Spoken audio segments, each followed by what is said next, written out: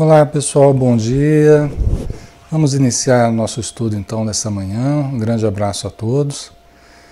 Nós estamos no dia 4 de setembro de 2014, tá?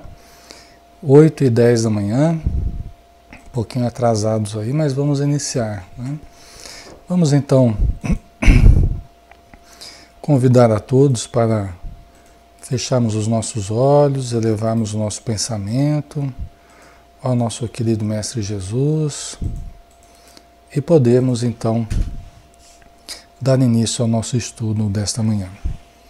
Senhor Jesus, que a Tua paz nos envolva os corações dos nossos irmãos que estão nos acompanhando através dos trabalhos online, dos estudos, também aqueles que não estão ligados a nós neste momento, mas que se ligam a nós pelos laços do afeto, do carinho, do respeito, da gratidão que todos temos uns pelos outros. Que possamos estar na mesma sintonia, buscando sempre o bem, buscando o entendimento superior, facilitando o nosso discernimento, abrindo horizontes para o nosso entendimento, para o nosso pensamento e dulcificando nosso coração, Senhor. Nós pedimos o auxílio aos espíritos sofredores que estejam conosco, porque estão por toda parte e aproveitam momentos como este para receber o auxílio necessário.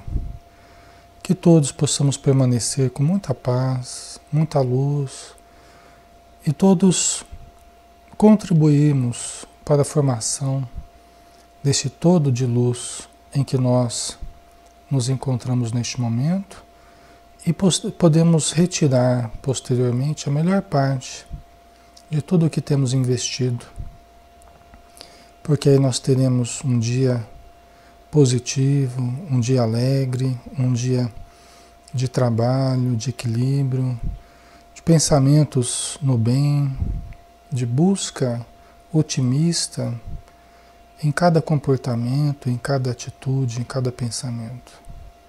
Muito obrigado por tudo, Senhor. Esteja conosco, que assim seja.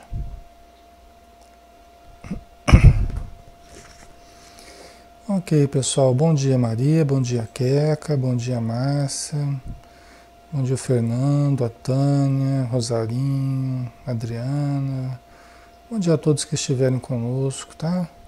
Andréa, Margarida, todos que puderem estudar conosco aí. Um grande abraço e também você que está acompanhando pelo material gravado, tá? Que Jesus te abençoe e te envolva muita luz. Então vamos lá, pessoal, nós estamos no capítulo 11 ainda, de Marcos, tá? A gente estava falando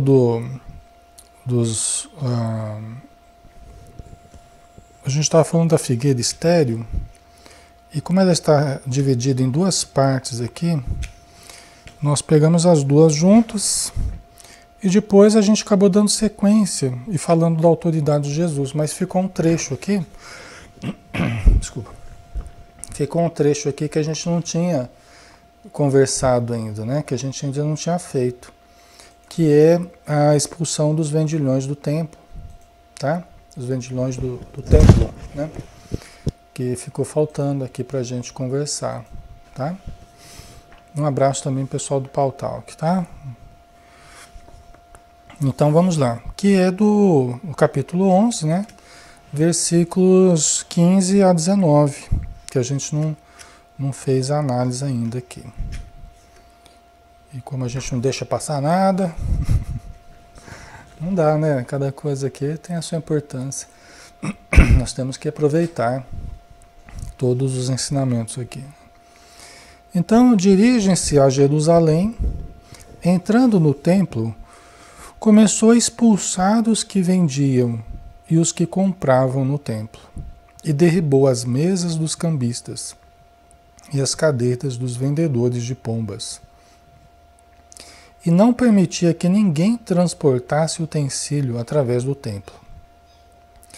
Ensinava e dizia a eles: não está escrito que a minha casa será chamada casa de oração para todas as nações? Mas vós fizestes dela um covil de assaltantes. Os sumos sacerdotes e os escribas, ouvindo isso, procuravam como o matariam. Eles o temiam, pois a turba estava maravilhada com seu ensino. Ao entardecer, saíram da cidade. É uma das passagens mais polêmicas, né, dos evangelhos aqui, é uma das passagens mais polêmicas. Nós não sabemos exatamente o que aconteceu, né?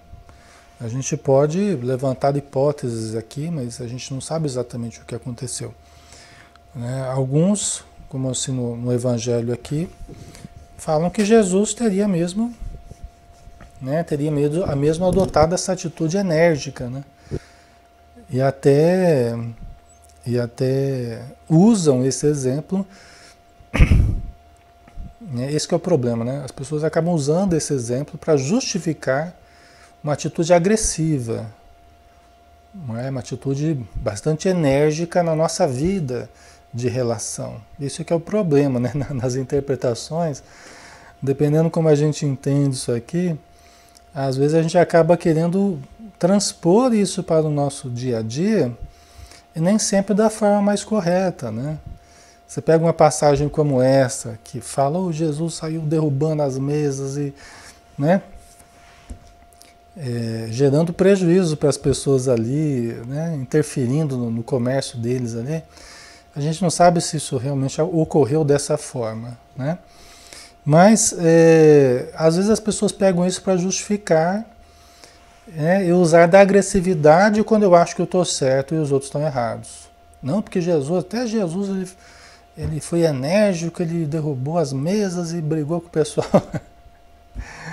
Né? Nós temos que defender também a pureza doutrinária, temos que defender né? Aí a gente cai naqueles comportamentos que geraram tantos problemas na história, como nas cruzadas, né? Que a gente achava que a gente ia divulgar o evangelho através da espada, né? Porque aí tem um outro ensinamento de Jesus que também foi mal interpretado, né? Aquele ensinamento que... Oi, Si, um abraço. Oi, Beth, um abraço. O outro ensinamento lá que eu não vim trazer a paz, mas a espada, né? Ou eu não vim trazer a paz, mas a divisão, né? Então, são ensinamentos, mas ao mesmo tempo, Jesus falou assim, Pedro, embainha a tua espada.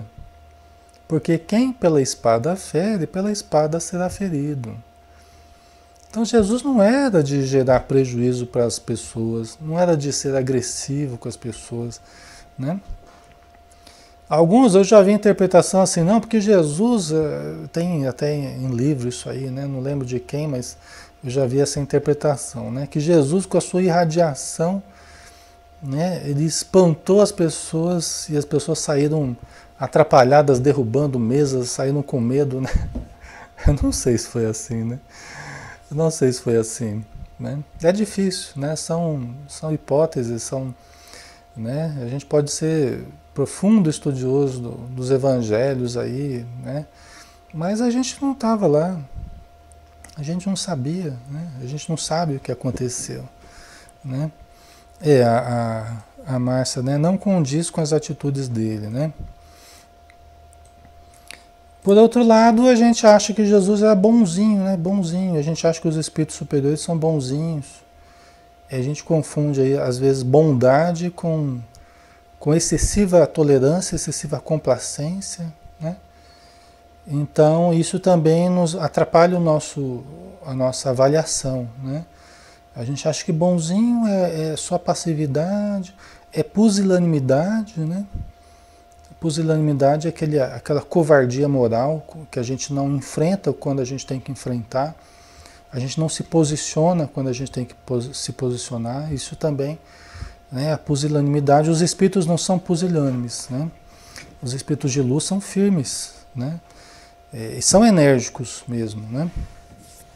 Mas não agressivos, é difícil, é diferente, né? Você ser enérgico e você ser agressivo, tá? Então, são coisas para a gente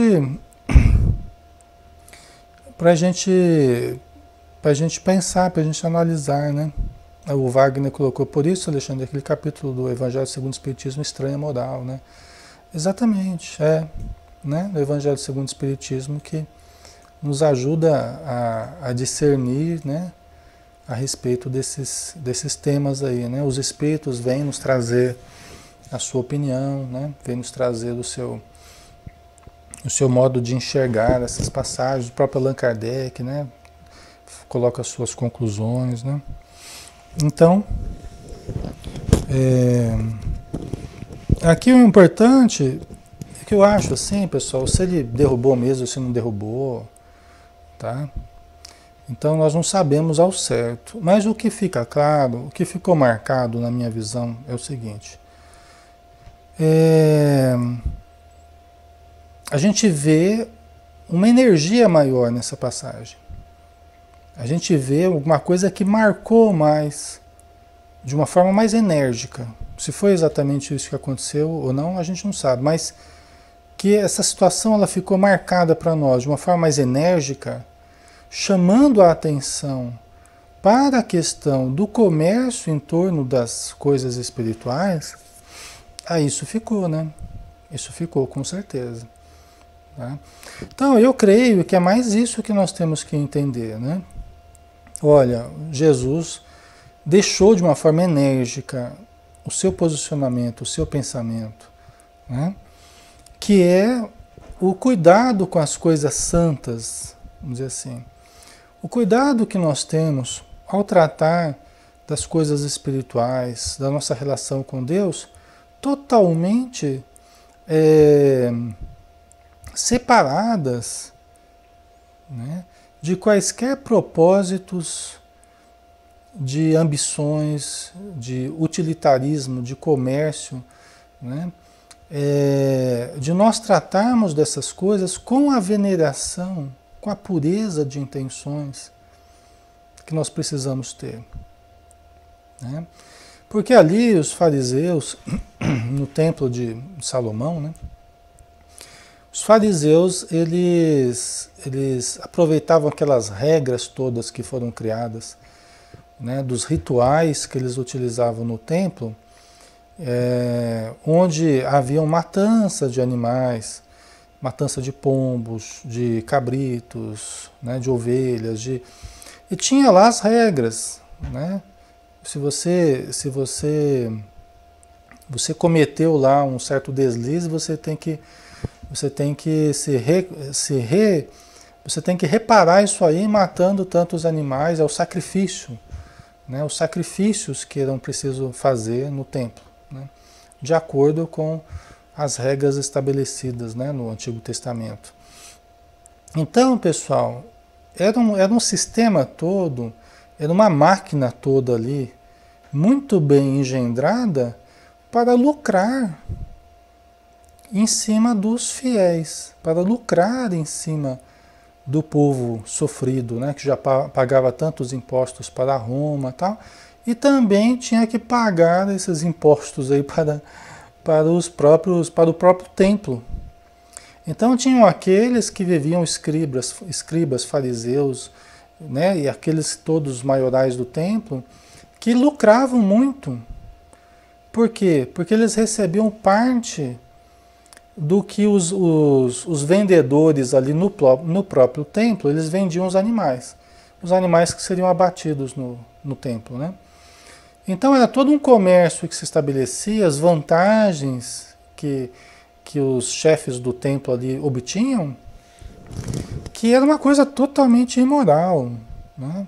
Era uma coisa totalmente desprovida de significado, um significado mais espiritual, né? Era um problema com os animais, por quê? Porque a matança de animais ali era uma coisa horrível, né? E até hoje a gente tem aí leis protegendo os animais, nós temos aí o desenvolvimento, né, de um pensamento mais respeitoso para com os animais, mas era uma matança violenta de animais que não tinham nada a ver com a história, né? Além da associação com o dinheiro, muito forte, né? Gerando o enriquecimento daqueles que trabalhavam com o templo, né? Então, Jesus, eu acho que aqui ele deixa bem claro a importância de nós, o que formos fazer no sentido espiritual, ser totalmente destituído da relação com o dinheiro, da preocupação financeira, né? A não ser nas obras de caridade, né, em que se converte a sustentação de orfanatos, a sustentação de creches, de asilos, porque aí não há um interesse pessoal, um interesse coletivo, assim como as igrejas iniciantes, Paulo de Tarso saía para pedir recursos para a igreja, para a Casa do Caminho, né? E a Casa do Caminho atendia muitos necessitados, né? Então precisava de muitos recursos para manter. Então Paulo de Tarso nos deu exemplo. Ele saía fundando igrejas cristãs, né? Fundando núcleos cristãos e pedindo recursos. E ele ia levando os recursos para a Casa do Caminho, né? Então aí a gente vê uma preocupação saudável, uma preocupação com o bem coletivo, com a manutenção da obra, né? E não com um enriquecimento pessoal, como era o caso ali dos que trabalhavam no templo de Salomão, tá? Por quê, pessoal? Isso tem uma razão muito séria, né? Porque quando nós lidamos com as coisas espirituais, nós irradiamos energias, por exemplo, a mediunidade. Nós lidamos com energias que têm que estar muito puras na nossa intenção. Porque o médium, por exemplo, que começa a irradiar forças, as forças mediúnicas, junto com o sentimento de ambição, ele vai irradiar as forças mediúnicas que fazem a ponte do espírito com a matéria, mas vai sintonizar com os espíritos ambiciosos. Tá? Se nós exteriorizamos as forças mediúnicas com sentimentos de posse, de possessividade, de apego, nós vamos atrair os espíritos possessivos, os espíritos extremamente apegados ainda. Se nós exteriorizamos as forças mediúnicas e mantemos um comportamento muito materialista, vicioso no campo da matéria, nós vamos inevitavelmente estabelecer contato com os espíritos viciosos do plano espiritual, né? Por isso que no trato com a mediunidade, com a reunião mediúnica, as nossas intenções têm que ser as mais puras possível, né? Totalmente desprovidas de outras preocupações. Porque senão, inevitavelmente, nós deixaremos de ter contato com os bons espíritos e com os necessitados para socorrermos e passaremos a estabelecer um contato normal e corriqueiro com os espíritos infelizes, mas nos associando a eles, nos igualando a eles, né? Então, nesse terreno aqui, Jesus foi bastante enérgico. Não sei se fez isso aqui exatamente ou não, mas ele foi. Aqui ficou registrada a energia dele com relação a isso, tá? Para que a gente busque a oração, a gente busque o templo, né? Aí o cuidado com a casa espírita, né? Cuidado com a casa espírita, né? Casa espírita é um hospital espiritual, né? É um hospital, é um templo, é uma escola. E a gente precisa cuidar do ambiente desse hospital, desse templo, dessa escola. Quantas coisas começam a se insinuar perante esse templo, esse hospital, essa escola, com ar de ser uma coisa legal, vamos dizer assim, né? De atrair muita gente e tal, mas não estar em sintonia com a pureza que nós temos que manter no ambiente da casa espírita, né? Com a leveza. Transformar salão de casa espírita em restaurante, pior ideia. Ah, mas é legal, vem todo mundo, não sei o quê. Ah, que vá todo mundo almoçar jantar ou o que seja em outro lugar, né? Vai num clube especializado para isso, tal, não no ambiente da casa espírita, né? Não no ambiente da casa espírita, não é restaurante. Nós temos que separar as coisas, né? E senão nós vamos degradando aquela pureza do ambiente. É um hospital, é uma escola, é um templo. É um templo, né? Você vai almoçar lá dentro do templo, entendeu? Você vai lá transformar em restaurante. Tá? Nós temos que começar a cuidar da leveza do ambiente, das energias positivas, que dá tanto trabalho para a gente criar essas energias positivas. Pessoal, eu de experiência própria, quantas vezes a gente levava um tempo para estruturar o ambiente na nossa casa espírita, aí inventavam de fazer um almoço lá para confraternizar, não sei o que, dentro do salão. E era incrível. Depois desse evento, a gente sentia assim que havia uma debandada, assim, parece que quebrava alguma coisa em termos de ambiente. Que a gente levava meses depois para reconstruir de novo. E isso foi durante alguns anos, pessoal, que a gente foi sentindo isso. Né? Então, é uma coisa muito delicada, né? Nós temos que tomar cuidado. Ah, vou fazer festa junina no centro. Primeiro, vamos analisar festa junina no centro. Né? Festa junina é uma festa religiosa do ponto de vista, vamos dizer, da tradição católica, né? Festa de São João, tal, tem toda uma história. Não é, por mais respeito que nós tenhamos a São João Batista e qualquer outro dos personagens aí, não é uma festa tradicionalmente, né? Nós não temos festas tradicionalmente espíritas, né? Então já começa daí, né? E aí, casa espírita é local de se fazer festa junina? Pega um clube, pega uma ABB, pega um local específico e faz festa junina no local específico. Né? Então, nós temos que ter esse senso de limite, esse bom senso, senão a gente começa a fazer como aconteceu lá com o templo de Salomão. Né? Começa a misturar tanta coisa, pessoal. E o foco principal, que é manter uma boa vibração, que é manter uma harmonia ambiente ali. Nosso foco é atender necessitados. O nosso foco é ensinar princípios elevados que o Espiritismo fornece, que Jesus fornece. Esse é o nosso foco, é atender mediunicamente, o atendimento fraterno. Esse é o nosso foco. Se perdermos esse foco, aí nós vemos toda a desarmonização das coisas. Às vezes a preocupação excessiva em abrir as portas para a comunidade, para vir todo mundo, será que o centro é o lugar onde a gente deve abrir as portas? Né? Ou devemos cuidar, manter as portas ali, né? Bastante cuidadas, né? Lógico que abrindo as portas para os necessitados, mas isso dentro de um cuidado vibratório, o que permite com que elementos estranhos também não venham a se instalar, né, nas nossas instituições. Né? Então são coisas que a gente precisa tomar cuidado, né, pessoal? A Maria colocou, é assim, é como a nossa mente, Ale, quando caem as nossas vibrações, demora para a gente se elevar. Imagina um ambiente que vem muitas pessoas e vibrações diferentes. É verdade. Tem livros do Divaldo, tem alguns dos últimos, assim, vamos pensar nos 7 últimos do Divaldo. Sempre tem um ou outro ali que fala, que dá algumas recomendações nesse sentido. Tá?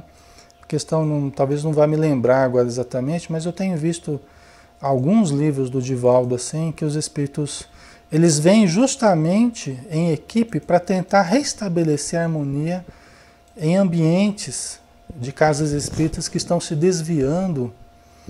E tem um deles que ele fala, olha, o pessoal começou a se preocupar muito com festas. Tem um deles, né, que me guardei assim. O pessoal começou a se preocupar muito com festa para cá, festa para lá, e começou a abrir espaço para a desarmonia, para bandos de espíritos que começaram a aproveitar essa... Porque às vezes começa a entrar algumas pessoas no centro que elas vêm com aquele pensamento de fora, aquele pensamento de outros ambientes, e às vezes são pessoas que gostam muito de festa e não conseguem viver sem festa, né? Aí começa a levar esses pensamentos sutilmente para dentro da casa espírita, né? E porque não estão, às vezes, muito afeiçoadas ainda ao estudo, ao entendimento mais profundo, não percebem a sutileza, muitas vezes, das influenciações, facilmente começa a fermentar esse pensamento de festa. Eu tenho que fazer festa, e festa, e festa. E aí, muitas vezes, os espíritos se aproveitam, né, dessas pessoas mais incautas e começam a gerar esse tipo de problema, né? Então, vamos analisar, né, pessoal? O fato é que depois desse episódio aqui, onde Jesus pegou no bolso, né? Ele tocou no bolso porque ele atingiu os interesses diretamente do farisaísmo aí, né? Do templo, e corria muito dinheiro, eram muitos interesses, né? E aí ele tocou num ponto, uma ferida muito séria, né? E o pessoal, a partir daí, ó, os sumos sacerdotes e os escribas, ouvindo isso, procuravam como o matariam. Porque aí eles realmente perderam a paciência, vamos dizer assim, né? Eles estavam planejando mesmo, analisando como que eles matariam ele, mas já era a coisa certa que matariam, né? Por quê? Porque a multidão estava maravilhada com os ensinos dele.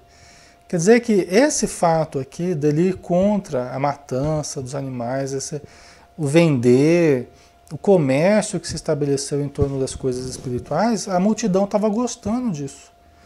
Por quê? Porque eles tinham que gastar dinheiro, tinham que matar, tinham que, né, ficar ali dentro desses rituais aí que talvez eles não quisessem mais isso. Então a multidão estava com Jesus, né? E aí os fariseus se sentiram ameaçados na continuidade dos planos deles, né? Então aqui acabou esse tópico. Vamos então para o capítulo 12, que nós já falamos, né, a respeito da autoridade de Jesus, né, da figueira estéril. Nós vamos pegar então o capítulo 12, versículo 1, tá? Parábola dos vinhateiros homicidas. Isso está também em Mateus capítulo 21, versículos 33 a 46, e Lucas capítulo 20, versículos 9 a 19, tá?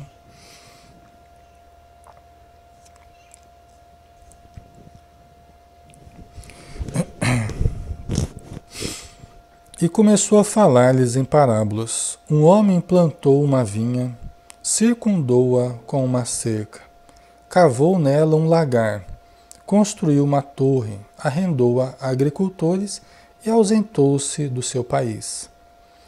No tempo oportuno, enviou um servo aos agricultores, para que recebesse junto aos agricultores parte dos frutos da vinha. Então, um homem, né, plantou uma vinha, né, as uvas ali, né? Então fez todos os cuidados, as benfeitorias, né, preparou ali tudo para produzir, né? E arrendou a agricultores, né? O arrendamento, vocês sabem, né? A pessoa pega ali as terras, os recursos que a terra oferece ali e paga uma parte daquilo que foi produzido para o dono do local, né? No tempo oportuno enviou um servo aos agricultores para que recebesse junto aos agricultores parte dos frutos da vinha, que é o sistema do arrendamento, né? Então esse senhor, esse homem, né, que arrendou, né, para os agricultores, ele mandou um servo para pegar a parte dele, né? Tomando-o, açoitaram-no e o enviaram de volta, de mão vazia. Novamente enviou-lhes outro servo, e a este bateram na cabeça e o insultaram. Enviou outro, e a este mataram. e muitos outros, a uns açoitando e a outros matando. Ainda restava um, o Filho amado. Né? Então aqui já vai ficando claro para a gente, né, sobre o que Jesus está falando. Né? Ele está falando de todos aqueles que vieram, profetas, pessoas que vieram ensinar o povo, espíritos de luz, que foram enviados por Deus. Deus é o dono dessa propriedade, é o homem que criou toda essa estrutura, né? E foi enviando servos ao longo da história, ao longo dos milênios, foi enviando espíritos de luz para ver se conseguia ensinar o povo, melhorar as condições espirituais, sociais da humanidade, né? Para colher a evolução das pessoas, para colher, né, a elevação. Porque o que Deus quer é que nós nos elevemos. Né? O que Deus quer não é nem que nós paguemos as dívidas, porque nós nunca vamos pagar as dívidas, né? Mas pelo menos que eles possam colher de nós a elevação, o crescimento, a evolução, que eles possam perceber que nós estamos evoluindo, que nós estamos aprendendo. Essa é a parte, vamos dizer assim, que deve agradar a Deus, né? É saber que nós estamos aprendendo alguma coisa, que estamos evoluindo com a vida, né? Com os ensinamentos e tal. O restante fica conosco. Né? Nesse arrendamento aí, nós lucramos muito, porque nós aprendemos, nós nos desenvolvemos. A parte que nós damos de volta aí, eu creio que é a satisfação que o pai tem ao ver o filho crescer. É a satisfação, né, que Jesus tem ao nos ver melhorar, né, que os espíritos têm ao nos ver evoluir. Né? Eu creio que essa é a parte, né, que nós devolvemos a eles, é a satisfação de nos verem bem. Né? Mas nem isso os agricultores quiseram dar aqui. Né? E eles mataram, açoitaram, fizeram o que quiseram com todos esses enviados. Né? Até que o dono da vinha, né, o dono da vinha mandou o seu filho amado. E nós sabemos quem que é o filho amado, né? É Jesus, né? Mandou o seu filho amado.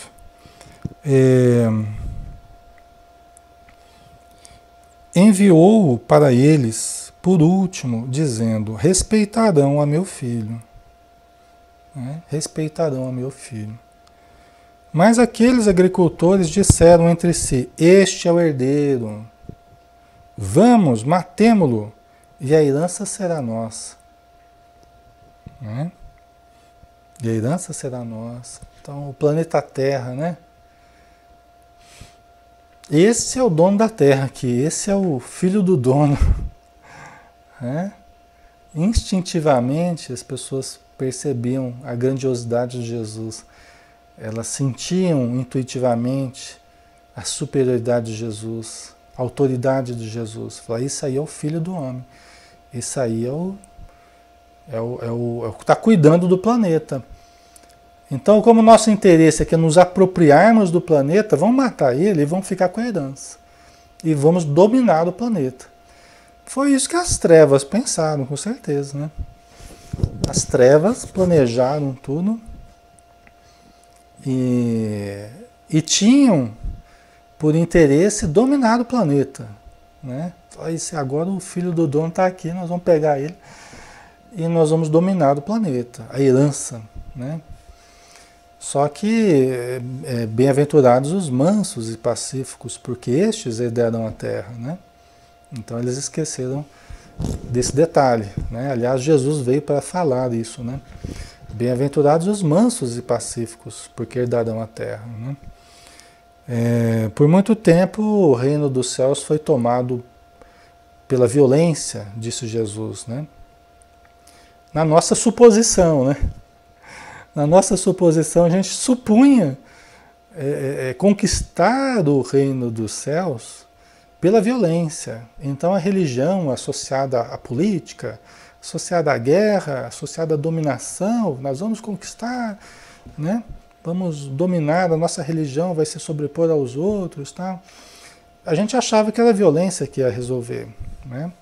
A gente achava que a gente iria comprar um pedaço no céu, que quem tinha mais dinheiro, que os lordes, que os reis tinham sangue puro, que eles eram os bem amados de Deus, né? Por isso eles tinham tanto poder, tanta riqueza. Olha a confusão que a gente fez, né? Na nossa arrogância, na nossa presunção, a gente presumia que aqueles que tinham mais poder, mais dinheiro, eram os bem amados de Deus, né? E não tinha nada a ver com isso, né?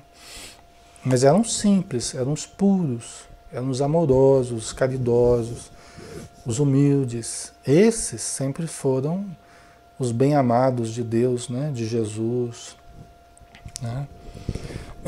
Então a gente fez um pouquinho de confusão aí, né, pessoal? Já deu para perceber o nível da confusão, né?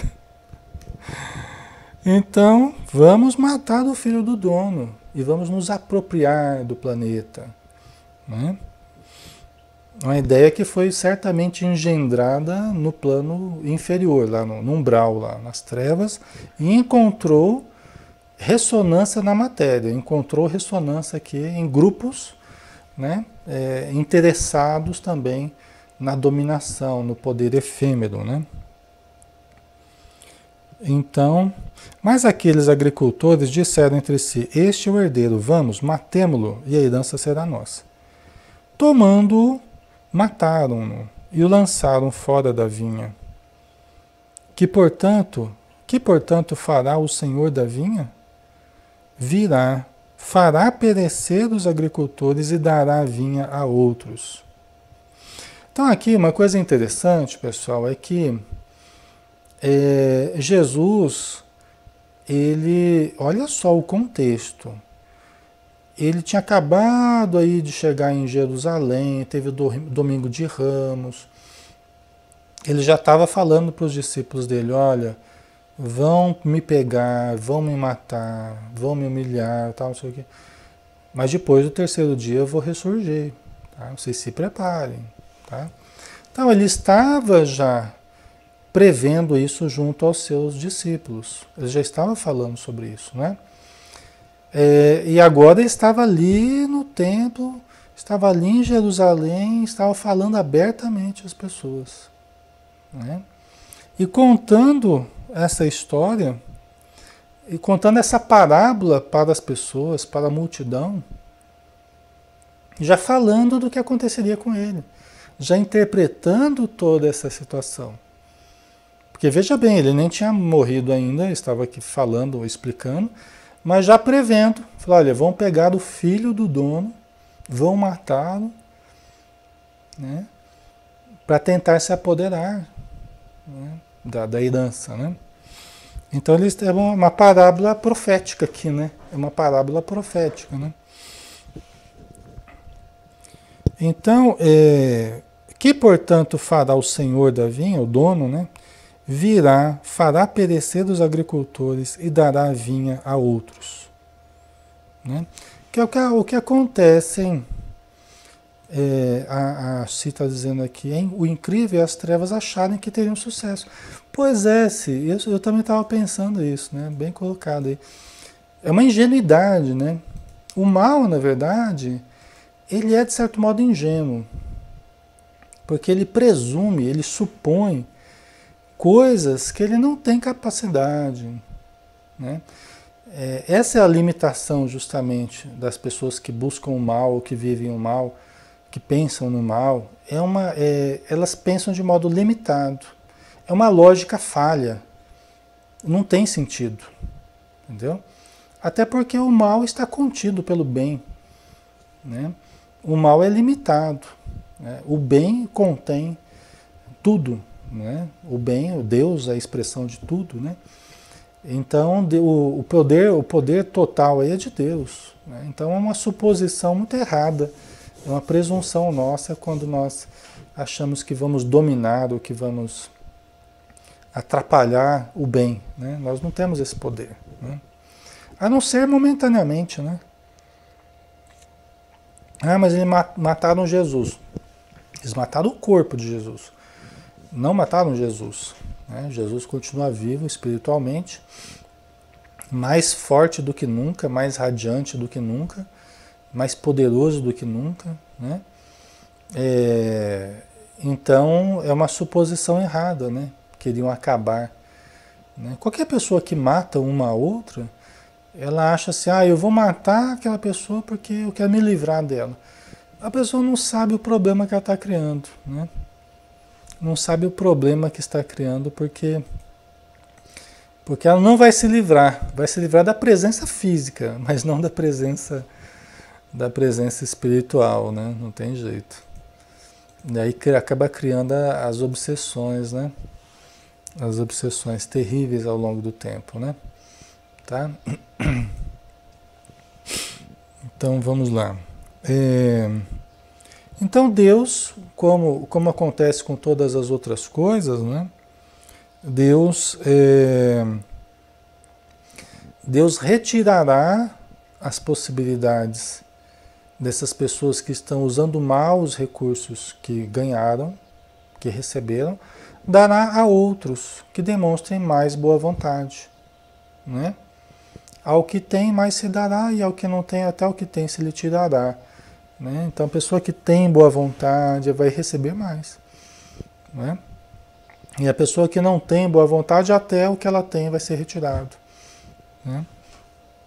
Então é o caso aqui, né? E fará perecer os agricultores e dará vinho a outros. O fará perecer é porque, na verdade, pela ação e reação, todo o mal que a gente faz, a lei divina, pedagogicamente, nos dá de retorno conforme aquilo que a gente faz. É uma lei física, é uma lei universal, a lei de ação e reação, né? Exatamente, que eu vou arrumar um problema muito maior, né? Você mata alguém fisicamente, você cria um problema de obsessão, aquela pessoa vai grudar em você, vai ficar a vida inteira atrás de você, né? Para se vingar, né? Às vezes até algumas encarnações, né? Ainda não lestes esta escritura, ainda não lestes esta escritura, a pedra que os construtores rejeitaram, essa se tornou cabeça de ângulo. Proveito do Senhor e é maravilhosa aos nossos olhos. Né? Então, assim, muitas vezes aqueles que são desconsiderados, né? A pedra que os construtores rejeitaram. Né? Muitas vezes aqui na matéria a gente inverte tudo, né? A gente aceita coisas que são negativas e a gente rejeita coisas positivas. Né? Pela nossa falta de visão, pela nossa falta de compreensão, mas na vida espiritual, os espíritos amigos, né? Os espíritos de luz, eles sabem dar o devido valor àquelas pedras que são rejeitadas na Terra. Né? Então, aqueles que parecem não ter valor, né? Aqueles que parecem não ter status, não ter poder, não ter riqueza, ou não ter grandes condições, muitas vezes são aqueles que mais têm condição perante a vida espiritual. E às vezes aqueles que falam grosso, aqueles que, né, que se impõem, aqueles que dominam, né, pela força da sua inteligência, ou do seu dinheiro, ou do poder que conquistaram, da sua influência, do seu carisma, né, e tantos outros recursos que às vezes a gente usa para dominação, né? Esses muitas vezes serão rejeitados, né, porque usaram mal os recursos que receberam, né? Então, por isso que Jesus falou, né, os primeiros serão os últimos, e os últimos serão os primeiros. Né? Porque muitas vezes aqueles que presumem estarem acima dos outros, muitas vezes eles estão bem abaixo. Aquele que se eleva será rebaixado, aquele que se rebaixa será elevado. Você vê como os ensinamentos de Jesus, todos eles se encaixam perfeitamente, né? É um quebra-cabeça que a gente tem que ir montando, todas as pecinhas se encaixam, elas são coerentes no conjunto. Elas não são contraditórias, elas são profundamente coerentes. A gente só precisa entender onde um ensinamento encaixa com o outro. Mas todos eles se encaixam, pessoal. Isso é uma das coisas que eu mais admiro, assim, no estudo do Evangelho, né, quando a gente para se deter, é justamente esses encaixes perfeitos que o Evangelho nos permite, né? E procuravam prendê-lo, mas temiam a turba, pois entenderam que contou a parábola para eles, né? Quer dizer, os fariseus, os maiorais do templo lá, eles estavam achando uma forma de prendê-lo, porque estavam querendo matá-lo, mas primeiro precisariam prendê-lo, né? E só que eles ficavam com medo da turba, eles ficavam com medo da multidão, porque a multidão estava gostando, né? A multidão estava ali se afinizando com o ensinamento dele, né? Então eles tinham receio da multidão se voltar contra eles, né? E eles entenderam que a parábola dos vinhateiros homicidas, porque eles já estavam pensando em matá-lo, né? Eles já estavam planejando de matá-lo. E Jesus chega falando essa historinha aí dos vinhateiros homicidas. Opa, o rapaz já está sabendo da nossa intenção, né? Você vê que coisa, né? Jesus, na capacidade dele, na presciência dele, né? Ele já estava percebendo tudo, né? E os fariseus aqui, muito inteligentes, né? Eles já tinham captado já a mensagem de Jesus, né? O ensinamento aqui. Pessoal, já quase 9 horas. Vamos dar uma paradinha aqui. Aí semana que vem a gente continua, né? Com o tributo a César. Tá? Ok? Vamos então fazer a nossa prece final. Agradecendo então a ajuda que nós tivemos, né? Para fazermos o nosso estudo. Obrigado, Senhor, por mais esta oportunidade, os teus exemplos que falam fundo ao nosso coração, dando-nos o equilíbrio necessário para agirmos jamais com agressividade, o que nos igualaria aos animais, fase que nós já passamos, mas que possamos agir com equilíbrio, com as forças ativas e passivas equilibradas, com as forças masculinas e femininas, com as forças da nossa alma, para que não sejamos absolutamente passivos, nem sejamos absolutamente enérgicos e duros, mas aprendamos contigo, que foste, Senhor, o equilíbrio em todas as circunstâncias.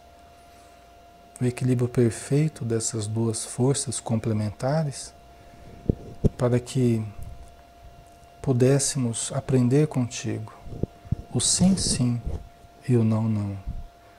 O sim da razão e o sim do coração, e o não da razão e o não do coração. Aprendêssemos a sermos firmes diante dos nossos objetivos, diante dos nossos propósitos, diante das nossas necessidades, e buscarmos nessa firmeza a coerência nas nossas atitudes, para que construíssemos a nossa casa em cima da rocha, a rocha dessa firmeza, dessa fé, dessa confiança, desse referencial ético que tu nos trouxeste, Senhor, para que as tempestades das ilusões não viessem a nos arrasar, as tempestades das pressões de todos os lados não viessem a nos derrubar, mas mantivéssemos firmes nos propósitos de nos harmonizar e de evoluir. Que a tua luz, Senhor, envolva todos os nossos irmãos e que possamos ter um excelente dia, certamente com a tua presença no nosso coração. Que assim seja.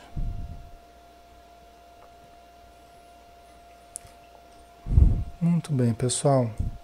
Então, muito obrigado, tá? Pela presença no Facebook aqui com a gente, estudando interativamente. Também quem está no Pautalk, tá? Quem está no YouTube. Então fiquem todos com Deus, né? Tenham um excelente dia e amanhã estaremos juntos novamente, né? À noite temos o estudo do Céu Azul, às 8 horas, todos estão convidados, tá? Então um grande abraço e até mais.